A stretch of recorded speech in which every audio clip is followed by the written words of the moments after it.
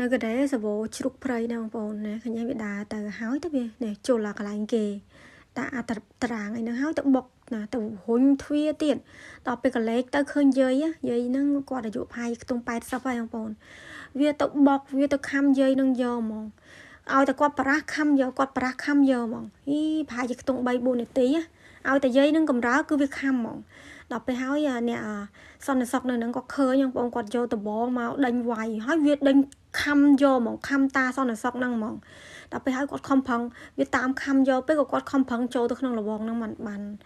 បានគាត់កិច្ចខ្លួនឃើញហើយតានេះគាត់ថាគាត់នៅលើឮសំឡេងស្រែកអីចឹងគាត់ឃើញគាត់រៀងខ្លាចដែរ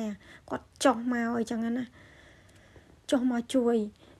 សម្បើមកណាជ្រុកព្រៃបងប្អូនធ្វើឲ្យមនុស្សគ្រោះថ្នាក់ច្រើនណានៅប្រការ៉េឲ្យទៅដល់ពេលខែរៀងតិចដល់ពេលវានៅលើភ្នំអត់មានអីស៊ីចឹងវាចាប់ផ្ដើមចុះមកប្រមាញ់ហើយចុះមកប្រមាញ់ខាងក្រោមតែជួបស្អីជួបមនុស្សវាខំហ្មងខំយកហ្មងអត់មានឃើញមនុស្សរត់ទេណាឃើញមនុស្សតម្រង់យកហ្មងជ្រុកព្រៃហ្នឹងនៅខ្មែរវិញខ្ចប់អានាង